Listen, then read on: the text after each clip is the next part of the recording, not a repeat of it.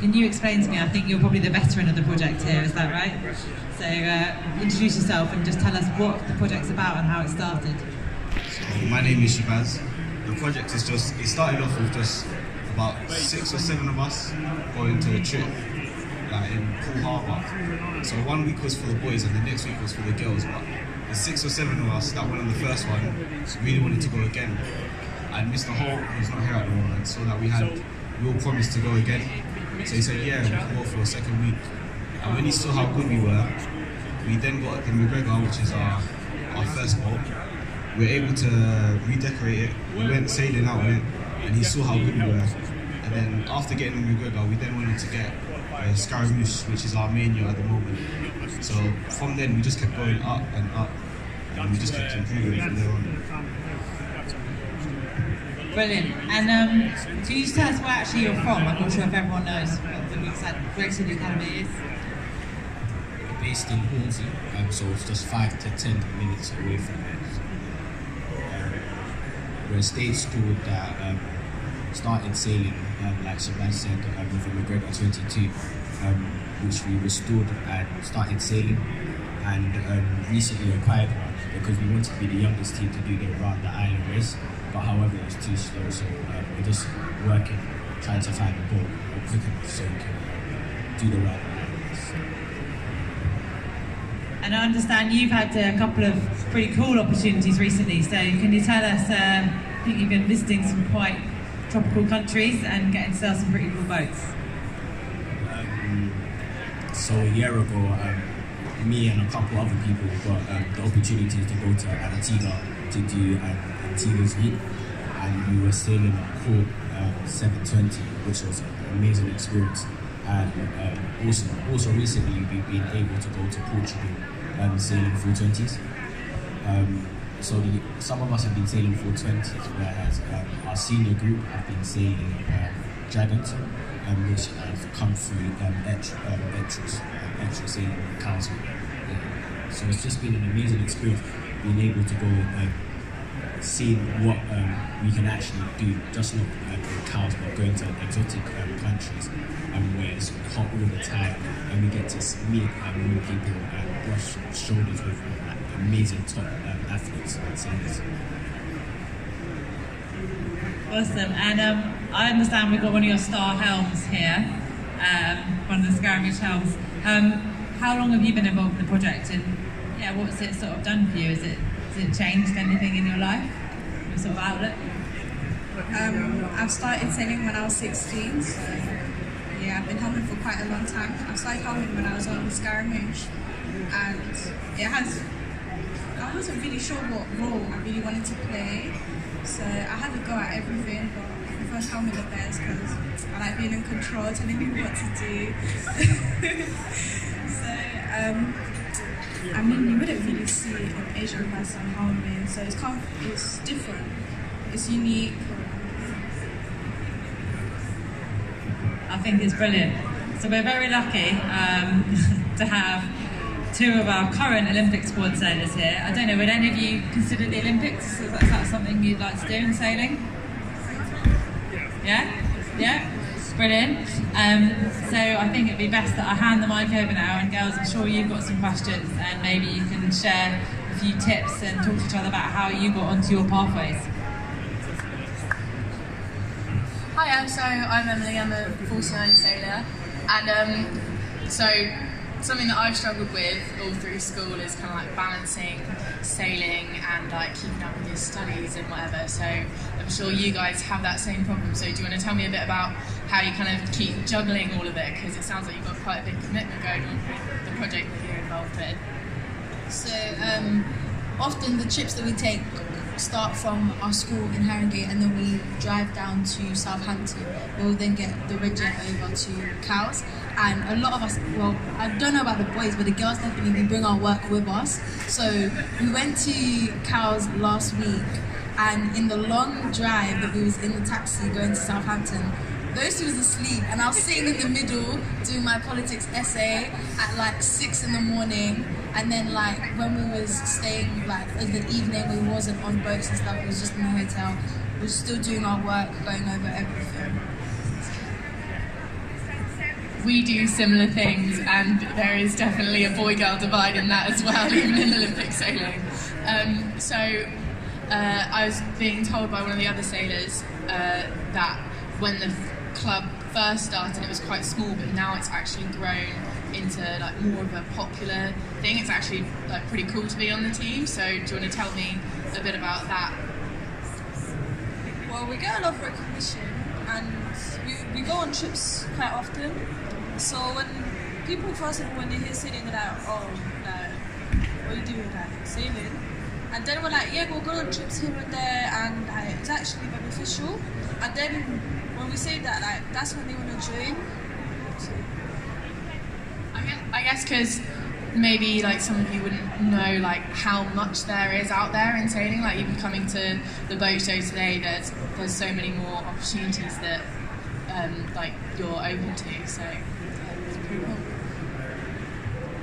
Yeah, I'm Hannah, so I sail with Emily Cabell. I helm the 49er for her. I just want to say that I think it's so cool what you guys are doing, like having so many opportunities to sail that many different boats and to do that cool stuff and go to that many countries. It's such a good opportunity. I think this has done a massive credit to you by giving that opportunity, and you've really done yourself proud by taking it and running with it as much as you have. So I saw you nod really enthusiastically when someone mentioned Olympic sailing in the future. Do you want to tell me a little bit about your goals for that and sort of where you want to take it? And you can answer that question like that. Still figuring it out. So, as we said, I started off with Scaramouche, but to be honest, I liked it, but I found more joy in dinghy boats, like doing 420s, fevers and lasers. And when we went out to Portugal, we saw a lot of 49ers, and I was like, wow, like, how can I actually like be able one day to be able to, like, to go out and sail the 49ers? So, like, because they're so like, compared to what we're used to, like seeing, we don't really see 49ers or 29 with those type of boats out there. So I just wanted to know, how did you start sailing 49ers? So me and Emily both started quite differently. I didn't really have a choice. My dad was quite like, you're sailing this boat and you get. Emily's dad is a really good sailor himself, so she's been really fortunate in that he didn't make her do it, she just found the love for it for herself. But then we both sailed 29 together. We were really lucky that we just sort of tried one out, got in it, and then we've now gone into the 49er. But if you guys want to go in a 49er or a 29er, literally just message us. You can literally come out anytime. I think just taking any opportunity you can, so asking people, just going up to someone and being like, hey, I really want to go, can I have a go? Pretty much everyone will be like, yeah, that'd be really cool, and just let you have a go. So just ask as many people as you can, take as many opportunities as you can, and I think you'll get really far through that way. I think having a drive for it and having the passion to want to do it is the hardest bit to find, and you guys have all already got that. So you've done part of it already. So that's a good offer there. You better take her off on it. A ride and a 49er. And the start on your pathway towards the Olympics. I was an Olympic sailor myself. I'm quite old now. My last Olympics was London 2012. But I actually came into the Olympic programme a bit later, and I think it's quite daunting because if you hear a lot of the Olympic sailors, it seems like they started on that path as a youth, potentially an optimist, but that isn't the only way. And I think it's important to know that I went to university and then I sort of came back to sailing, and there's still a way in later. So you're still pretty young anyway, and sort of 15, 16 is the perfect age really to take it to the next level. So there's still plenty of opportunity. So how would you say you get that recognition from the British Sailing Olympics, for example, to be able to Great Britain be calling you up to say, would you like to come to the Olympics? I don't know how it works, but So unfortunately, it seems I keep learning this through all my career. So since being an Olympic sailor, I've gone on to race in the Volvo Ocean Race, and it turns out that no one ever really phones you up to invite you to come and sail. I've spent my entire life trialling for Olympic teams and then the Volvo Ocean Race and then again. So I think you always have to be banging on people's doors, and that probably never goes away. Maybe for Ben Ainsley it does, but.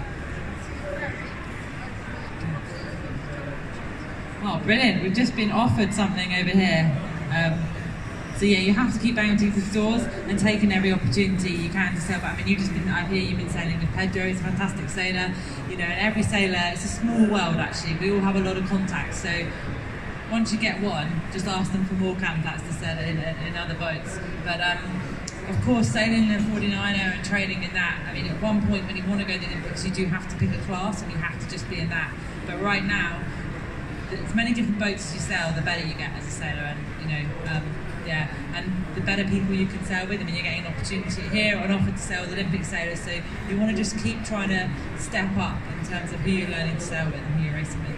Do you still get opportunity to sail, or are you able still to sail? Well, like now that I've left, I don't focus more on the sailing. I really prefer personally helping like coach the younger students in sailing, whether it's with the navigation, like the basics such as tacking, jibing, capsizing. And also I'm helping the school get more awareness about getting younger students into sailing, not just the school, individually, just all around London in general, because there's not enough young students doing sailing. Well, not students, there's not enough young people doing sailing, and I really want to change that and help get more people into sailing. That's an excellent ambition to have. And so I suppose on that line, going sailing always costs money. Everyone here knows that. So yeah, the other top tip is if whatever kind of sailing you want to do, you need to learn how to be pretty good at either beg, borrow, stealing, or raising money. But both of those are fundamental to any campaign, and I'm sure you've learned that. You're learning that through your campaign.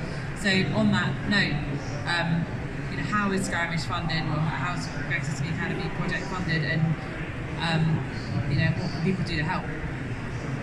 So we first started off with Scaramouche for the funding by us, like our students ourselves, going around asking for people, just giving them our cards, our leaflets, saying here's our website, here's our Twitter, here's our Facebook, do anything to try and help fund us. And after a long while of asking for enough donations, we then got a sponsor, Pioneer Underwriters, which is, they helped us, they gave us a lot of our gear as well, and we've also got a lot of other sponsors as well, but so I can't really remember most of their names right now. Yeah, but they help. A lot of companies have come forward and help us to see, because they've seen what we're doing. They've seen we're making a big difference. I think we're making a difference because our school alone, before there was about 20 students started sailing. Now I say about 70% at least of students are come forward saying, I want to do this. How do I get involved? I saw you on BBC News. How do I get there? It was I think that's quite incredible because, well, certainly I did learn to sail at school, and I don't think most of us didn't. And also, I think sailing's generally not that cool in school. Well, it certainly wasn't for me. The fact that I would go away some weekends and go racing, I don't know, it's the same experience for you girls. It's not. Whenever I tell my friends that I did sailing, they think it was. Whenever I told my friends that I did sailing, or even I'm at university now, even when I tell my university mates that I sail, they either think it's rowing or kayaking, or they just think it's something I do when I go on holiday. They don't realise that it's actually a sport. And I remember telling some of them about the fitness testing that we do for it. And they were like, what? You have to be fit for sailing? They just literally think you sit on the side, because often it does look like that, but they don't realise, I'm sure you guys know now, that there's so much more stuff going on behind the scenes, isn't there? But yeah, it's really good that you guys are helping spread that awareness through people who maybe wouldn't have that opportunity otherwise. I'm going to ask one more question. Sorry, I'm hogging the mic, but I absolutely love this project. So just quickly, each one of you, now you've seen a bit of the sailing world, there's obviously loads more, but if you could have one sort of goal, what would it be? So I think we've heard of yours. Yours is to pass on your knowledge, which is an incredible goal and very, very worthwhile. So, you know, Olympics, America's Cup, Volvo Ocean Race, I don't know, to sail around the world, to whatever you want. What is your goal? Our goal would probably be to sail in the Olympics one day. I don't know what class yet, but like you said, just learning how to sail many boats and then sticking to one. Yeah, this is the one where I would like to compete and see if I can win it. So that's my ambition. Where do I start? I have many goals. Instructor, mentor, doing the fast minute. I have a lot of goals, and I'm hoping. Me personally, I would like to get more girls involved because I feel it's like it's just men. We only see men, but we don't see lots of girls and females. So that's why I want more girls to be involved. I kind of just want to work towards making people from where we're from know that it's not just for like rich, posh kind of people like that. Anybody can do it, because I didn't go to Greig City in secondary school, and the main reason that I actually went to the sixth form was because I heard of the sailing project, and I was like, no, I'm going to try it out. So then, but when I said that, everybody was like, why would you do that? That's not a sport, like, for us, like, that's not for us, and it's like, it's for everybody. So I just want to kind of learn as much as I can and build, like, kind of a name so that I can go and tell people, like, listen, I started there too, but just because you start there, it doesn't mean you can't get to be Olympic race. It doesn't mean you can't go all the way around the world. Well, I'm inspired just hearing you there, so yeah, I think you're going to do well at that. So I better open this up now to you guys, although I want to keep holding the mic. So I don't have any questions for these incredible athletes they're becoming, sailors, and also I think some very, very good ambassadors for our sport. Be brave, come on. I think these people are incredibly brave, so, you know. This is what always happens, it's Sunday afternoon, it is chocolate pep me up. Alright, well, I'm going to ask another question then. Brilliant. Yeah, just tell us what you're doing next. What's the project doing next? I guess coming into this summer, you might have some plans or races, so yeah. So currently we're starting to do the fast lane, and we want to be the first school to ever do back-to-back fast lanes. So we've got a crew. We're starting to build up a crew where we can do roll-on shifts where we have, and we're going to try and see if we can pass these and get a higher place in the ranking. Yeah, so that's probably our main focus is to start and do the fast lane. But I think the girls probably have something different to us. We have in mind of doing that around the island race, where it's mixed boys and girls. So yeah, we also got council coming, and then just opportunities coming here and there, just seeing which one we're going to do.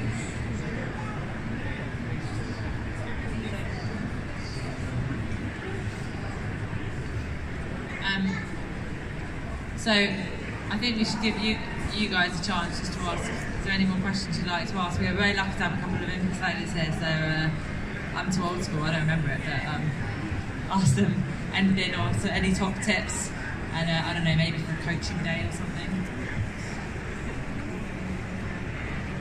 When are you guys next free? Whenever. I've got your Instagram, so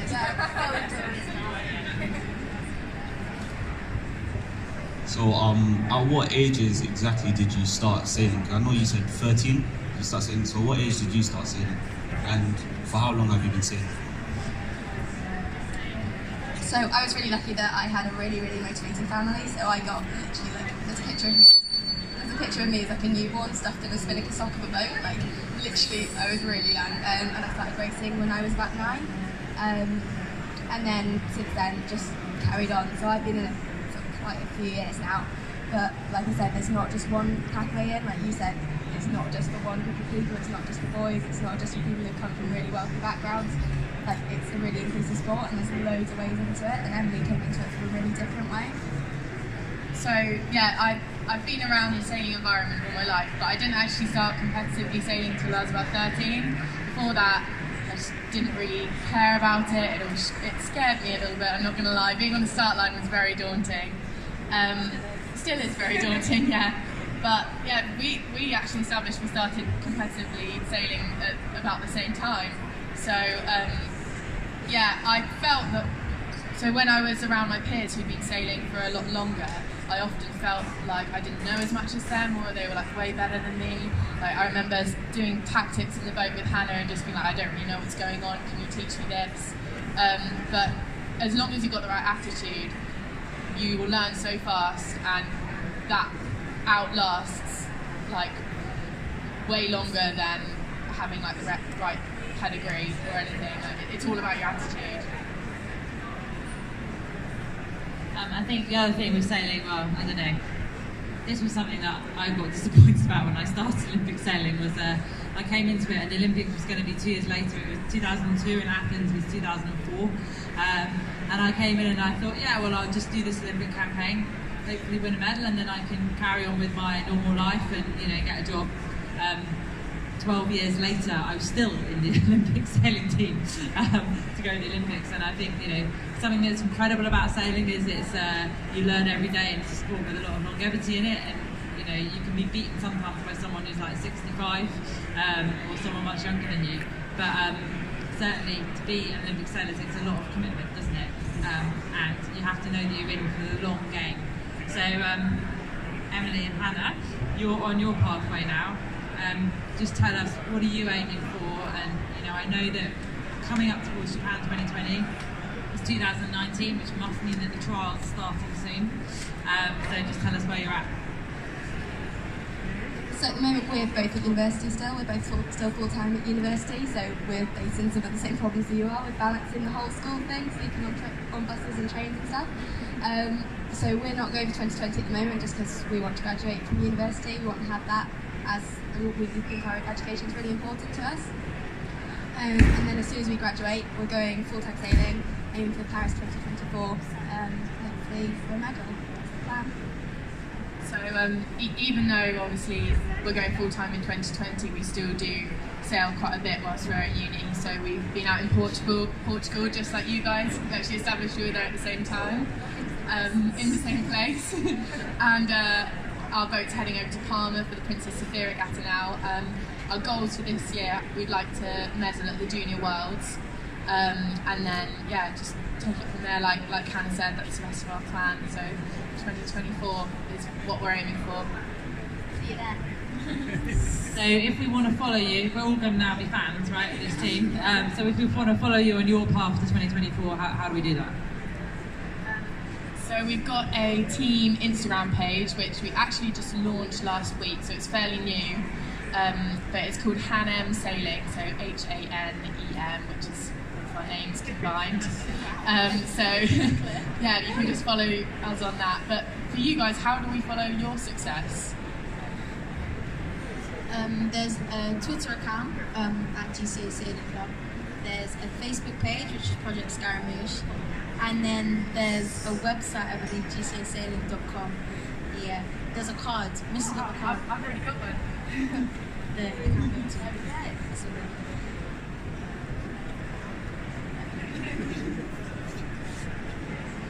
Brilliant. Well, thank you so much for coming along. I hope you're going to stay here with us now, and maybe some of the people that were a bit scared to ask questions will come and talk to us. I'll come and ask you some more questions anyway. Unless there's anything else desperately want to say. If you want to give a shout out to Scaramouche. Coming back onto the 49ers.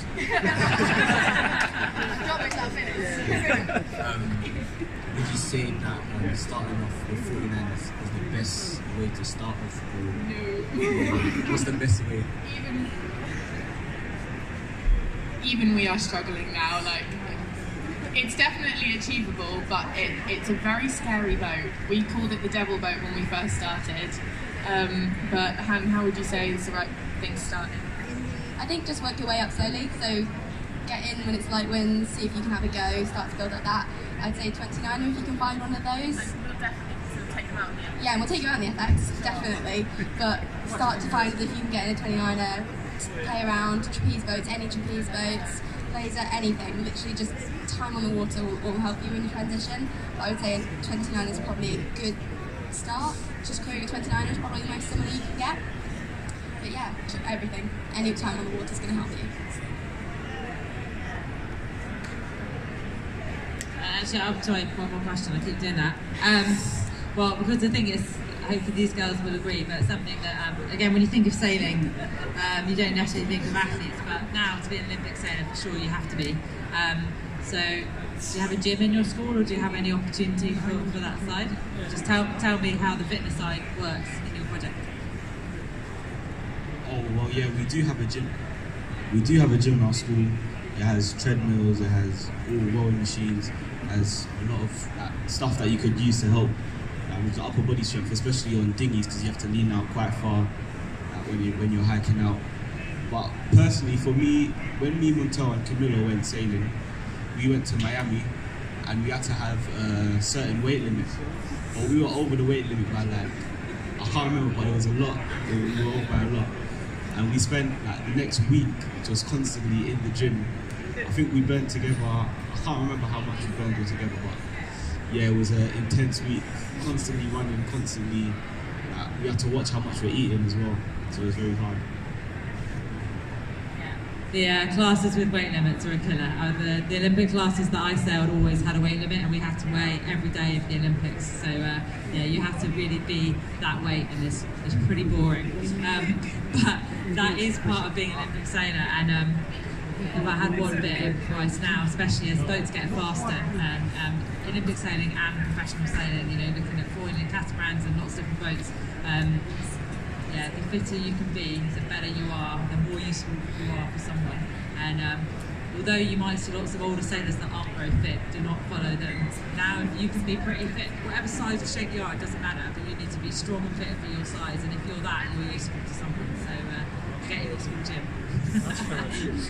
All right, any other questions from the floor, or these guys will be around? I've done quite a bit of work with you guys, but I'd love to know who's been your inspiration from the many sailors that you've met along the way. Good question. I'm interested in that. Well, for me, because he was the first professional sailor that I actually met face to face and had a genuine conversation with, I think it would be Laurie Smith, because he's sort of taken us under his wing as well. He's given us a lot of guidance. He's given us a lot of guidance, a lot of tips, tricks, and the best ways how to sail your boat, how to trim the sails. I'll probably say Martin Evans, who won. He got a laser championship. He won a laser championship. Just learning and giving me guidance on how to sail a boat, how to maintain your boat, and just keep your boat moving faster, keep it just more efficient, and teaching us the rules on how to sail. Because the mistake I personally think I made was when I started out sailing. It was all about keeping the boat moving fast. But when I started to do races, I found out the hard way there are rules that you have to abide by. Starboard, port, tack, etc.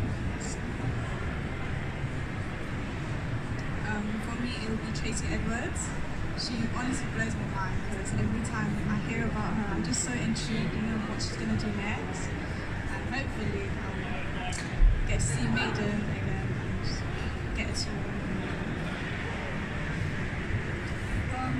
Yeah, Tracy Edwards is inspiration. But also Montel in our school, I don't really remember him in school, but when he left, Mr. Hawke kept on saying that, oh my gosh, Montel's so successful, this, that, and I was just I really want to be that Montel. To be fair, I'd agree with both of them. I think as a girls' crew, we was introduced to Tracy Edwards first. Mr. Hawke was like, this is the woman I want you guys to be, this is who I want you to aspire to be on the same level as. And it was really striking to see how far she had come, seeing pictures from when she first picked up Maiden to how Maiden looks now, and knowing she completed around the world. All of that was so amazing. But then seeing, because I saw Montel in school, in sixth form and stuff, and then seeing how we went from being a normal student to somebody that is now with Alex Thompson doing amazing things, it's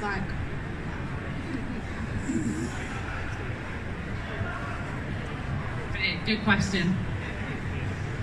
Anyone else, or should we let them go? All right, well, thank you so much. I know you probably want to see a lot of the boats, but if we can hang around here for a few minutes and then, obviously obviously enjoy the rest of the show, but we're inspired by you guys, so yeah. Thank you very much for coming today. And support Scaramouche. Find out how. I think everyone here can help them in some way.